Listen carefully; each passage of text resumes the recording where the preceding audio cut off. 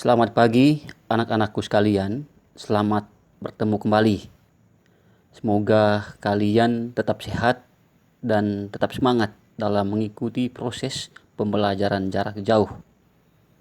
Nah, hari ini pertemuan pertama kita di kelas 5. Nah, hari ini di bab yang pertama, materinya adalah operasi hitung pecahan. Kalau bicara tentang pecahan, tentu anak-anak sekalian telah mengenal jenis-jenis pecahan waktu kalian di kelas 4 dulu. Di kelas 4 dulu kalian telah belajar jenis-jenis pecahan, misalkan pecahan campuran, pecahan biasa, lalu desimal dan juga persen. Nah, untuk materi kelas 5 ini, itu adalah operasi hitung pecahan. Artinya apa? Kalian akan menghitung ataukah menentukan dan juga menyelesaikan masalah penjumlahan dan pengurangan pecahan dengan penyebut yang berbeda, sekaligus menyelesaikan masalah perkalian dan pembagian pecahan serta desimal. Itu untuk kelas 5-nya. Ya, lalu kita nanti masuk pada materi yang pertama untuk hari ini. Materinya adalah penjumlahan pecahan biasa dengan pecahan campuran atau pecahan campuran. Kita akan menjumlahkan pecahan biasa dengan pecahan campuran. Sebelum kita menjumlahkan pecahan biasa dan pecahan campuran, baiknya kita harus mengetahui dulu definisi pecahan biasa. Pecahan biasa adalah pecahan yang dinyatakan dalam bentuk A per B dengan A dan B bilangan bulat dan B tidak boleh sama dengan 0. Pecahan biasa adalah pecahan yang dinyatakan dalam bentuk A per B dengan A dan B bilangan bulat dan B tidak sama dengan 0. Kenapa B tidak sama dengan 0? Karena jika B sama dengan 0, maka bilangan apapun yang kalau dibagi dengan 0 tidak ada hasilnya atau tidak bisa didefinisikan dalam bahasa matematikanya, maka B-nya tidak boleh sama dengan 0. Lalu kalian tahu bahwa A itu disebut dengan pembilang, sedangkan B yang bagian bawah itu disebut dengan penyebut. Itu adalah definisi dari pecahan biasa tadi. Nah, dalam penjumlahan dan juga pengurangan pecahan, maka ada dua hal yang nanti kita akan belajar. Yang pertama, kita akan menjumlahkan dulu atau mengurangkan dulu pecahan dengan penyebutnya yang sama atau B-nya sama. Setelah itu nanti baru kita akan belajar bagaimana kalau penyebutnya yang berbeda. Nah, untuk pecahan dengan penyebutnya yang sama, langkahnya adalah anak-anak cukup menjumlahkan pembilangnya, sedangkan penyebutnya tetap. Sekali lagi, ketika penyebutnya sama, maka langkahnya adalah hanya menjumlahkan pembilangnya, sedangkan penyebutnya tetap. Ya, begitupun nanti kalau misalkan pengurangan. Lalu, kalau pecahan dengan penyebutnya yang berbeda, maka langkahnya adalah yang pertama, kalian ubah penyebut setiap pecahan menjadi KPK dari penyebut-penyebutnya. Setelah kalian temukan KPK-nya, baru kalian sesuaikan pembilangnya. Lalu langkah berikutnya adalah jumlahkan pembilangnya. Ya, dua langkah ya. Pertama tadi KPK, setelah menentukan KPK baru kalian jumlahkan pembilangnya. Setelah itu baru nanti kita masuk ke contoh soal. Dengan A dan B adalah bilangan bulat.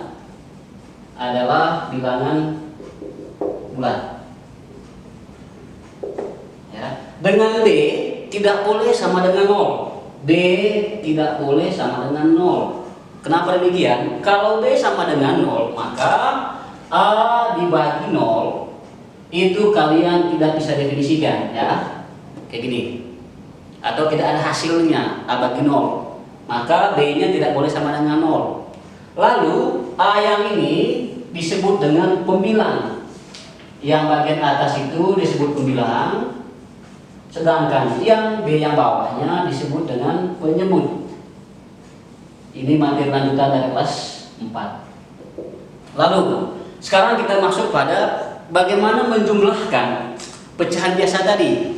Misalkan ya, ada dua ya. Yang pertama, kita menjumlahkan pecahan biasa dengan penyebutnya yang sama, A per B dengan B nya yang sama. Contoh kayak gini, 2/3 ditambah 3/3 misalkan. Kita lihat penyebutnya sama, yaitu 3, maka kalian tinggal menjumlahkan pembilangnya. 2 ditambah 3/3 sama dengan 5/3. Ini adalah konsep untuk menghitung atau menjumlahkan pecahan biasa dengan penyebutnya yang sama. Contoh soal yang pertama ya. Soal yang pertama ini penyebutnya yang sama. Contoh 6/9 ditambah 8/9. Kalian lihat ya, penyebutnya sama, yaitu 9 dan 9.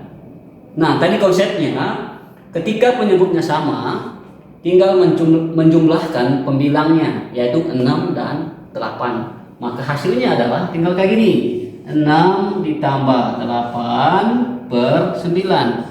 Maka hasilnya adalah 14/9. Selesai di sini ya, selesai di angka ini. Ini adalah hasil dari 6/9 ditambah 8/9. Langsung ya, karena apa tadi? Karena penyebutnya sama, 9. Nah, sekarang kita masuk ke contoh yang kedua.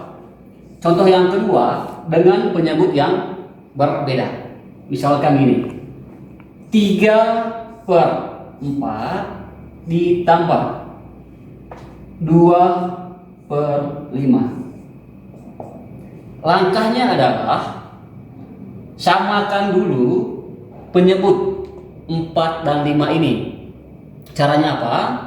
Caranya dengan menggunakan KPK, kelipatan persekutuan terkecil dari 4 dan 5.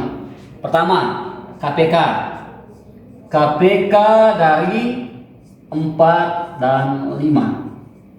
Ya, KPK. Pertama, carikan dulu faktor dari 4 ya. 4 itu berarti 2 pangkat 2. Sedangkan 5 sendiri adalah 1/5. Maka KPK dari 4 dan 5 adalah 2 pangkat 2 dikali 5 sama dengan 20. Ini menentukan KPK. Kalau kalian tidak paham dengan cara yang seperti ini untuk menentukan KPK, maka cara yang kedua adalah perkalian 4 dan perkalian 5. Pertama 4 ya. 4 berarti 4, kelipatannya 4, 8, 12, 16, 20 dan seterusnya. Lalu kelipatan 5, 10, 15, 20 dan seterusnya. Ternyata ada angka yang sama, yaitu angka 20. Maka KPK dari 4 dan 5 adalah 20. Inilah KPK-nya. Setelah dapat KPK-nya, masukkan ke sini. Ini 20, lalu ini 20. Nah, 20 di KPK tadi 20 bagi 4. 20 dibagi 4. Tulis sininya supaya paham. 20 dibagi 4 lalu kalikan pembilangnya, berarti kali 3. Nah, setelah itu yang berikutnya 20 dibagi 5. Tulis 20 dibagi 5 dikali pembilangnya kali 2. Nah, dapat nih. Tinggal bagi 20 bagi 4 sama dengan 5 dikali 3 per 20 ditambah 4 dikali 2 per 20.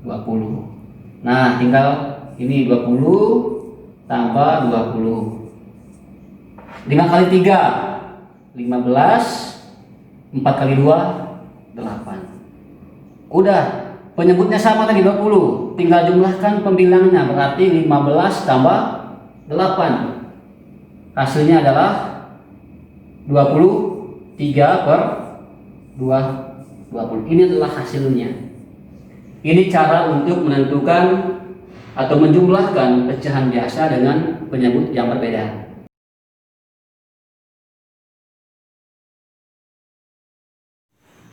Menentukan KPK. Ada dua cara dalam menentukan KPK. Yang pertama dengan menggunakan pohon faktor, lalu yang kedua dengan menggunakan teknik sengkedan. Nah, dua-duanya harus dibagi dengan bilangan prima. Misalkan 2, 3, 5, 7, 11, 13, dan seterusnya. Contoh, tentukan KPK dari 6 dan 8. Pertama kita coba dengan cara pohon faktor. Kita lihat yang pertama 6. 6 kalian harus bagi dengan bilangan prima yang paling kecil, yaitu 2. Maka 6 dibagi 2 hasilnya sama dengan 3. Sehingga 6 faktornya cuma 2, yaitu 2 dan 3. Sekarang yang kedua, 8. 8 juga kalian bagi dengan bilangan prima yang paling kecil, yaitu 2. 8 bagi 2 sama dengan 4. 4 ini bukan bilangan prima, maka 4 harus kalian bagi lagi, bagi dengan bilangan prima. Berarti 4 dibagi 2 sama dengan 2. Lalu bisa dilihat 6 itu 2 kali 3, sedangkan 8 2 kali 2 kali 2 atau 2 pangkat 3. Sehingga menentukan KPK-nya, lihat angka yang sama. Di 6 ada angka 2 dan 8 juga ada angka 2-nya. Tetapi ambil pangkat yang paling besar, yaitu 2 pangkat 3. 2 pangkat 3 terus dikali dengan 3 yang di 6 tadi. Maka hasilnya adalah 24. KPK dari 6 dan 8 adalah 24. Itu untuk cara pohon faktor. Lalu yang kedua, kita bisa menggunakan cara sengkedan dengan model seperti tabel. Ya, kita lihat 6 dan 8. Lalu 6 dan 8 kalian harus bagi dengan bilangan prima yang paling kecil, yaitu 2. 6 dibagi 2 sama dengan 3, 8 dibagi 2 sama dengan 4. Lalu angka 3 dan angka 4, angka 3 tidak bisa kalian bagi dengan bilangan prima yang paling kecil, yaitu 2. Tetapi 4 bisa, maka 4 dibagi 2. Lalu yang 3-nya tetap lurus ke bawah, 3, 6 bagi 3 tetap 3 tadi, sedangkan 4 dibagi 2 sama dengan 2. Lalu di baris yang kedua ada 3 sama angka 2. Lalu setelah itu kalian bagi lagi dengan bilangan prima yang paling kecil, berarti 2 dibagi 2 sama dengan 1, sedangkan 3-nya tetap. Lalu terakhir 3 yang di kolom 6, 3 dibagi 3 sama dengan 1, lalu 1 yang di kolom 8 tetap turun dari 1. Sehingga untuk KPK dari 6 dan 8, kalian lihat di kolom yang pertama, yaitu 2, 2, 2, dan 3. Berarti 2 pangkat 3 dikali 8 sama dengan 24. Itu adalah cara menentukan KPK dengan teknik sengkedan.